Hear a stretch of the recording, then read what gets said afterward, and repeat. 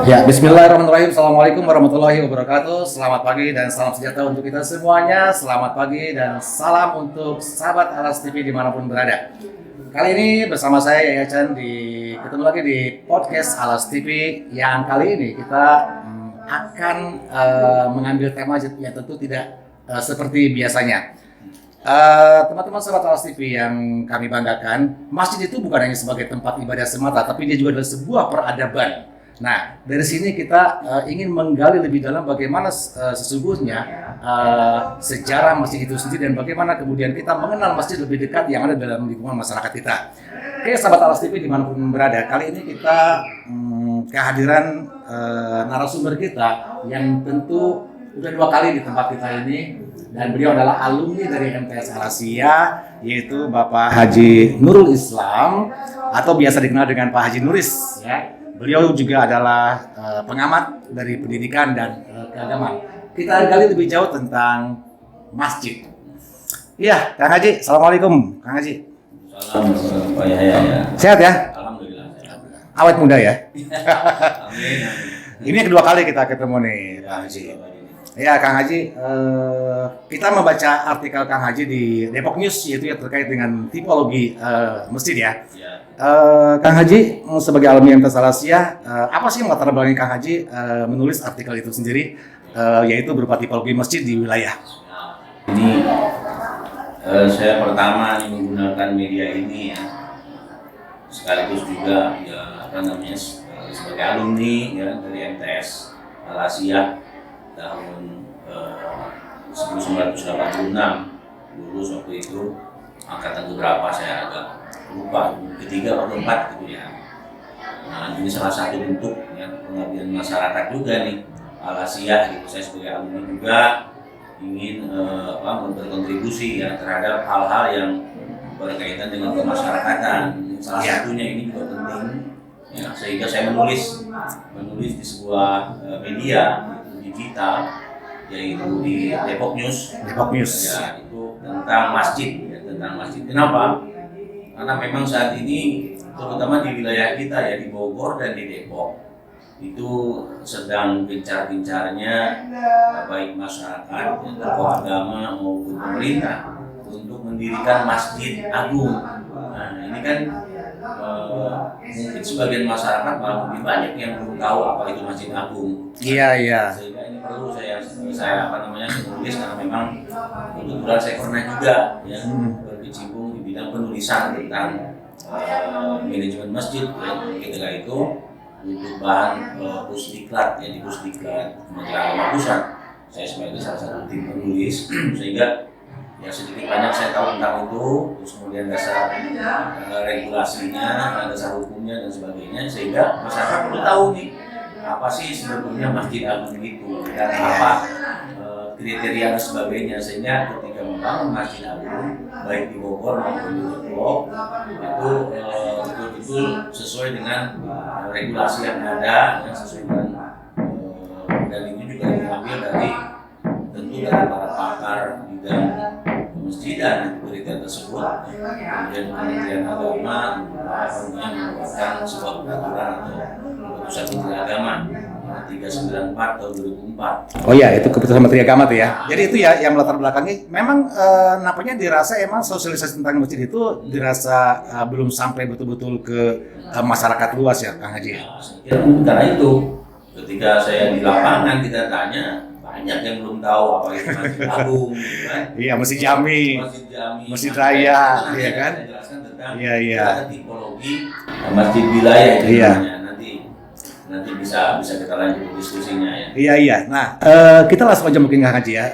Tipologi masjid wilayah ya, yang kita baca itu kan trigger point dalam artikel Depok News yang Kang Haji tulis itu kan lebih penajamnya itu kepada tipologi masjid wilayah. Nah, apa sih pentingnya masyarakat mengetahui tentang tipologi daripada masjid itu sendiri? Tentu penting terutama penyelenggarannya. Itu terutama pemerintah daerah ya yang memang berkewajiban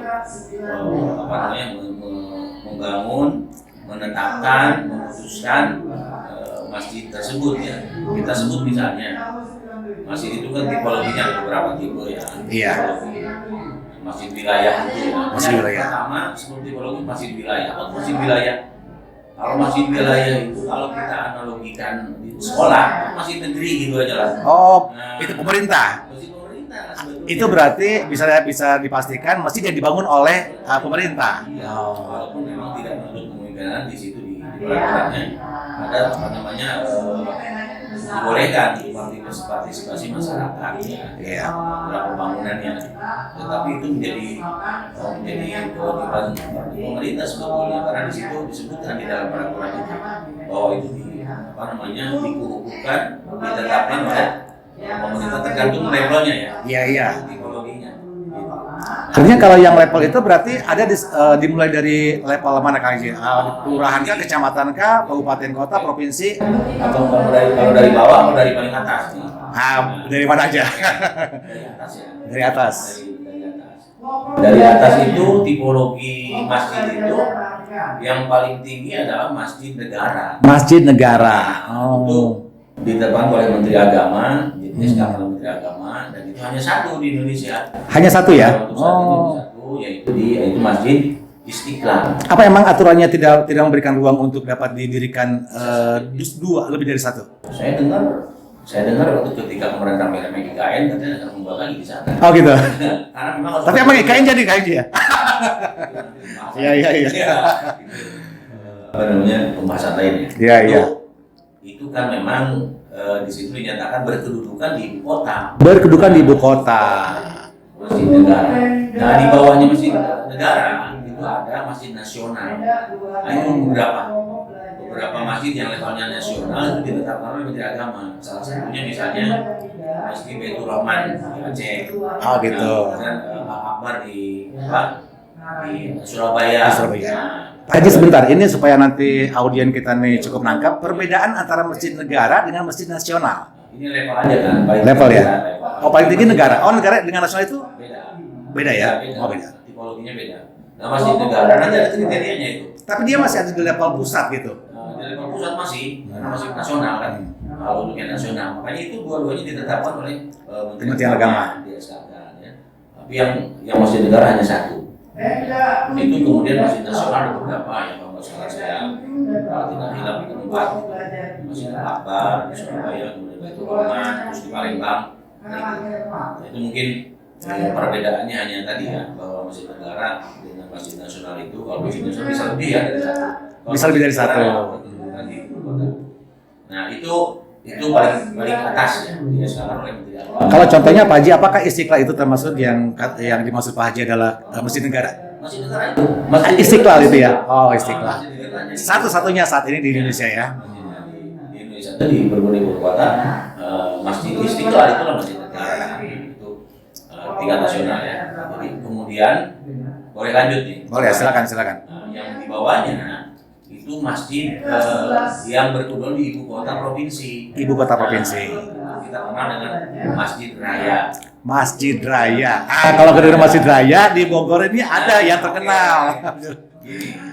Ini Masjid Raya itu sesungguhnya berkedudukan untuk saat ini kita merujuk kepada peraturan yang tahun 2004 nih. Tahun 2004. Tahun Kementerian Agama keputusan Menteri Agama nomor 394 tahun 2004 tentang status masjid wilayah bahwa Masjid Raya itu berkedudukan di provinsi. Di provinsi. Pernah tahun-tahun sebelumnya itu Masjid Raya itu diberkedudukan di kabupaten kota sehingga mungkin yang di Bogor itu Iya. mungkin itu produk lama itu. Oh, produk lama itu ya. Masih atas nama Masjid Raya sesungguhnya. Berarti sebelum lahirnya KMA 394 2004 ini ya? Iya, itu seperti itu pernah. Jadi saya dengar itu peraturannya mungkin harus dicari ya. Iya. Tapi yang jelas saat ini kita merujuk kepada keputusan Menteri Agama nomor 394 tahun 2004 bahwa Masjid Raya itu berkedudukan di Ibu kota provinsi. provinsi. Kalau di Bandung misalnya, kalau di Jawa Barat itu kan ibu kotanya itu kan Bandung Pak Haji ya? Berarti kan hanya ada satu masjid raya di setiap provinsi. Betul. Apakah Al-Jabar itu yang dimaksud adalah Baru ya. Oh baru ya? Baru. Itu kalau tidak salah itu yang di alun-alun. Oh gitu. Itu yang ditetapkan sebagai masjid raya. Contoh yang lain Pak Haji, mungkin masjid raya yang di provinsi lain kalau bukan di Jawa Barat? Saya setiap provinsi ada itu. Ada ya? Nah, oke, itu masjid raya level provinsi. Kita turun lagi ke bawah, masjid di tingkat yang akan berkedudukan di ibu kota, kabupaten atau kota. Ibu kota, kabupaten, kota. Kota yaitu Masjid Agung. Masjid Agung. Yang sebetulnya karena penting kita sampaikan karena memang Kabupaten Bogor dan Kota Depok itu akan mendirikan sampai saat ini belum punya, ya, belum punya Masjid Agung. Ya. Oleh karena itu mungkin yang penting kita bicarakan sebagai warga Bogor, warga Depok. Ini apa sesungguhnya Masjid Agung itu dan kriteria seperti apa? Oke, kita lanjutkan lagi di bawah Masjid Agung itu ada masjid besar. Masjid besar.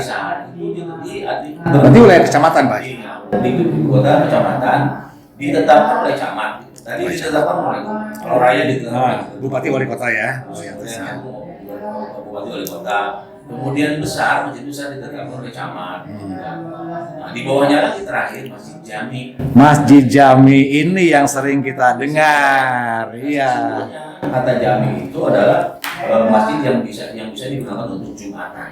Nah, kita kenalnya begitu kalau masyarakat awam, Masjid Jami adalah masjid yang digunakan untuk yang dipakai sholat Jumat. Kalau bukan dipakai sholat Jumat berarti bukan masjid yang namanya musola. Itu pandangan tentang itu gimana, Kang Haji? Tetapi dulu kita bicara dulu. Dulu itu namanya masjid yang digunakan untuk Jumatan. Itu satu desa satu dulu. Malah satu desa satu. Pernah satu kecamatan. Wow. Iya. Orang Tarikolot itu di desa Tarikolot kalau Jumatan kakek saya dulu katanya.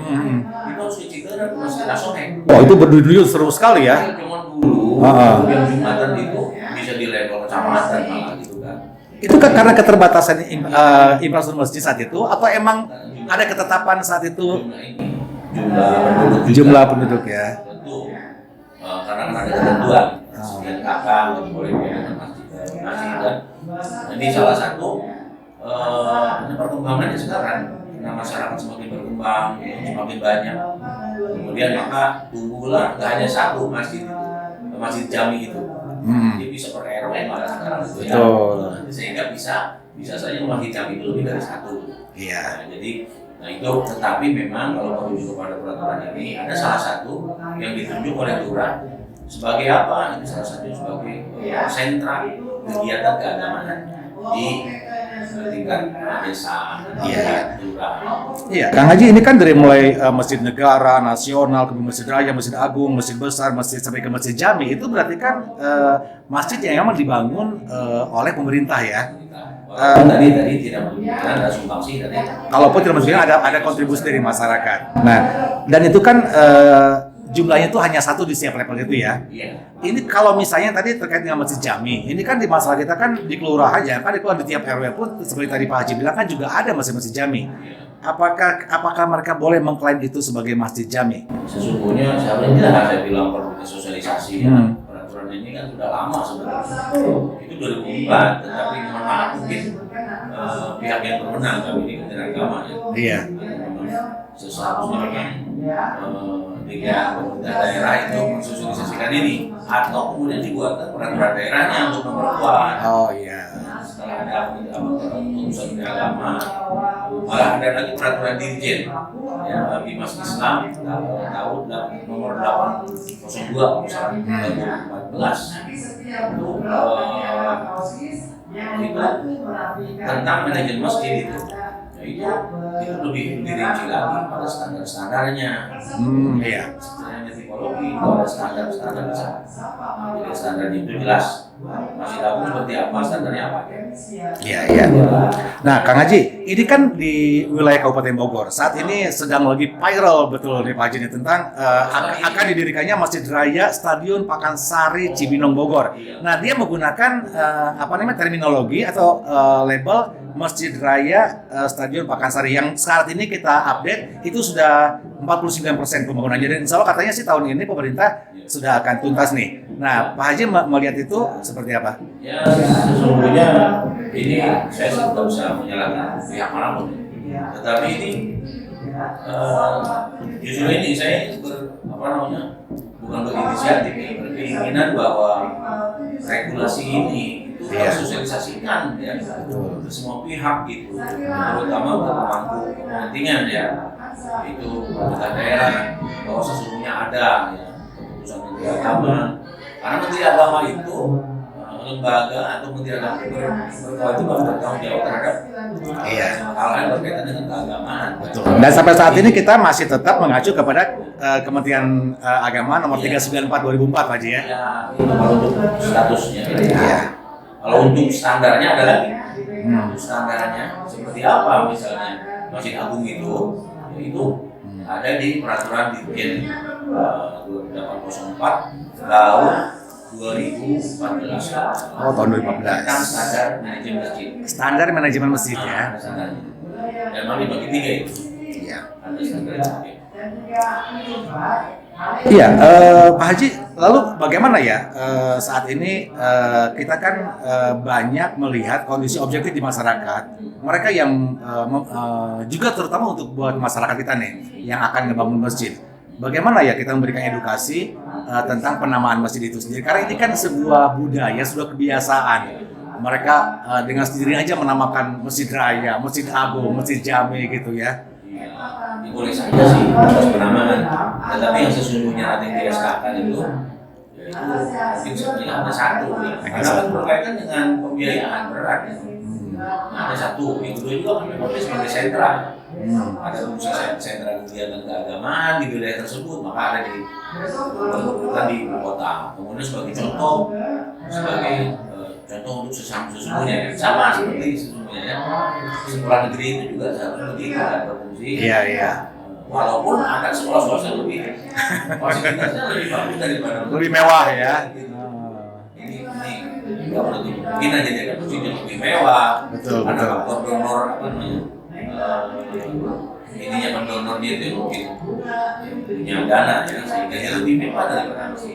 Betul. Jadi nggak masalah. Yang jelas tadi kalau yang ditunjuk ya sekarang oleh masjid satu wilayah tadi itu ditunjuk oleh pemerintah. Oleh pemerintah. Pusat, berdasarkan level yang tadi ya. Iya.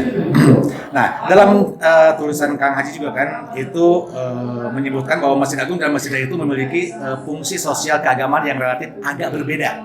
Boleh Mas sedikit? Iya. Oh iya, silakan. Penamaan Masjid Raya di Pakansari. Oh iya, Pakansari, Masjid Agung dari siapa ya? Sebaiknya sih didiskusikan dulu. Oh gitu ya. Karena pemerintah daerah akan diskusi juga ya. Betul.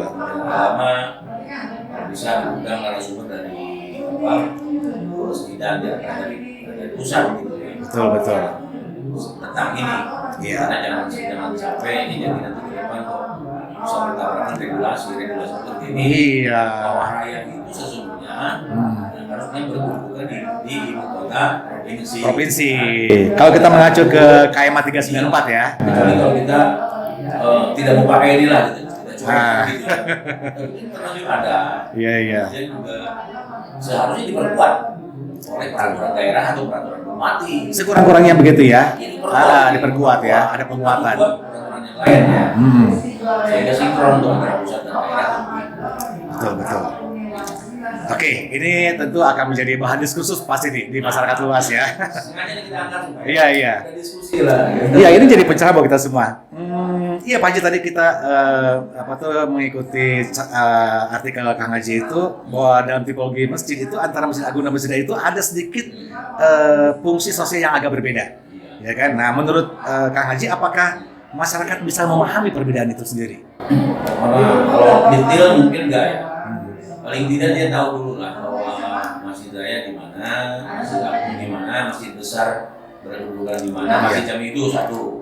Adapun nanti rincinya memang agak detail. Contoh nih misalnya, dan itu pun tidak baku misalnya. Masjid Agung sudah peraturan. Itu harus berkapasitas 8.000 orang. 8.000 orang. Iya. Masjid Betul. seperti di Depok misalnya. Jadi karena kan susah ya sekarang. Betul. Ada masjid yang berkapasitas 8.000 orang dan harus berkedudukan di ibu kota. Betul. Betul. Maka mungkin ini bisa fleksibel ya. Jadi artinya harus diperkuat oleh peraturan daerah ya, bahwa seperti apa kriteria salah satunya gitu kan. Iya. Salah satunya misalnya kapasitas, sehingga sarananya harus luas kan. Harus luas. Jadi itu membutuhkan effort dan sumber daya yang luas juga ya. Kalau di Depok mungkin masih punya misalnya bisa di Medan saja masih luas ya. Masih luas. Tapi kalau di Depok Lahannya udah mahal ya. Iya, Kang Haji, apakah penetapan tipologi ini yang bersifat formal administratif atau juga dia mencerminkan kebutuhan komunitas sebetulnya penetapan tipologi masjid ini?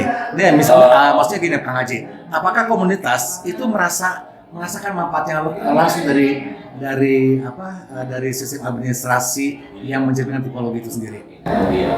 Sesungguhnya kalau dilihat dari tujuan didirikan masjid wilayah ya, ini ada sejarah sebetulnya. Kalau sedikit kita saya di tulisan saya juga sedikit menyinggung tentang sedikit sejarahnya. Dulu sesungguhnya masjid wilayah itu walaupun namanya bukan masjid wilayah, itu diinisiasi oleh pemerintah Belanda. Oh, Hindia Belanda ya.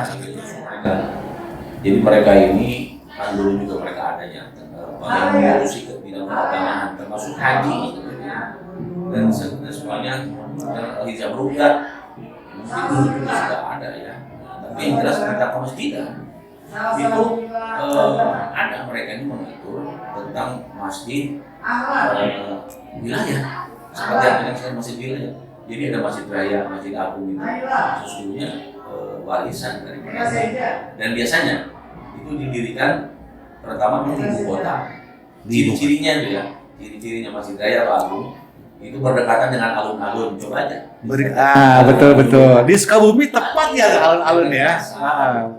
Pasar, alun-alun, pusat keramaian, dan ada di sana kantor pemerintahan. Itu begitu biasanya dulu itu kan masjid wilayah. Itu salah satu ciri khasnya ya. Betul. Dan itu diteruskan oleh kita anak bagus. Dan itu memang berfungsi tadi, terutama ketika menjadi sentra kegiatan keagamaan, misalnya bupati yang mengadakan peringatan Maulid Nabi ini seperti itu. Iya. Nah tentu kalau ada tempatnya di situ kan ada masjid agung, maka di situlah tempatnya kan masjid agung atau penyelenggaraan Idul Fitri, sholat Idul Fitri ada dan seterusnya yang sifatnya levelnya kabupaten maka bupati Luas ya. atau wali kota bisa menggunakan masjid itu karena berfungsi sebagai sentra kegiatan keagamaan. tersebut. Betul. Itu sebetulnya fungsinya. Karena melibatkan banyak sekali masyarakat itu ya.